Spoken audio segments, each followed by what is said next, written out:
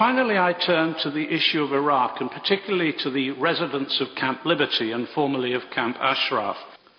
There are Iranian dissidents who are in refuge in Camp Liberty in Iraq. They are persecuted on a daily basis. This week, they have been refused access by officials of the Iraqi government to medical prescribed therapy.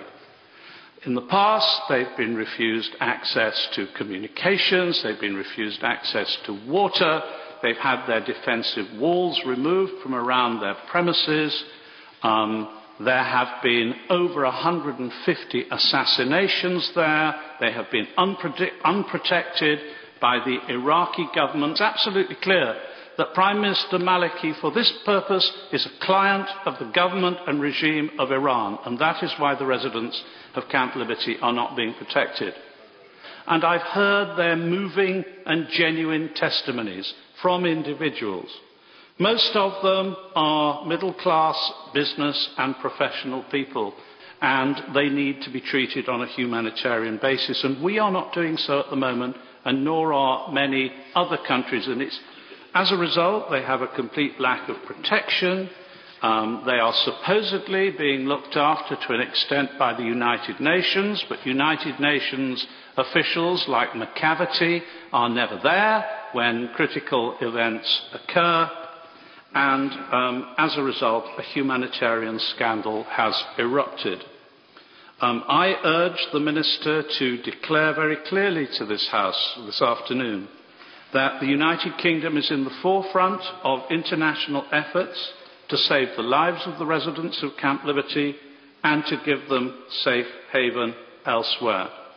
If the Iranian regime has any interest in persuading us of its earnest in meeting our concerns over nuclear and other issues, surely the small question in quantum terms of the residents of Camp Liberty is one on which they could demonstrate their earnest at no risk to themselves and gain the respect of the rest of the world for their change and their humanitarian approach. And I would ask our government to use every effort to ensure that those unfortunate people are protected. Still is the fact that the FCO tells us that they don't know who was responsible. What bunkum at a time when GCHQ in cahoots with the United States probably knows what each of us here had for breakfast this morning. How can we stand here and pretend we have confidence in our own position? As for Iran, this is a very difficult matter, and I was most interested to hear what the noble Lord Lamont had to say about that in the debate today. But it does seem clear that the regime has been assisting the Syrian regime in the current crisis. The new president is allegedly more moderate, but the human rights situation in the country continues to be bad, with many public executions and the oppression of women.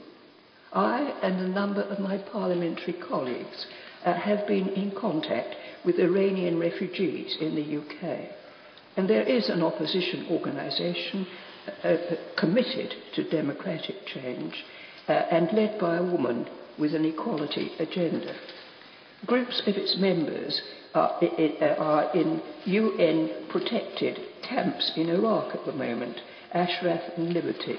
But unfortunately, because the present Iraq regime has links with the extremist I may say, with the Iranian government, the members of the camps have been subjected to harassment, and in certain cases there has been a violence in which some of them have been killed. A number of us protested about this at the time, and we continue to do so, and I know that the government has from time to time raised objections as to what is happening to these vulnerable people.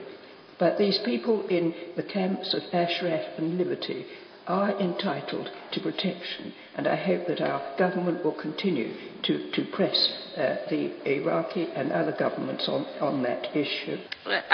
Wanted me to assure the House that we continue to raise the issue of human rights in Iran. I can give him that assurance. The human rights situation in Iran remains dire, and we're determined to hold the government to account. We've frequently released statements condemning the human rights situation in Iran, and have led action by the international community on these issues.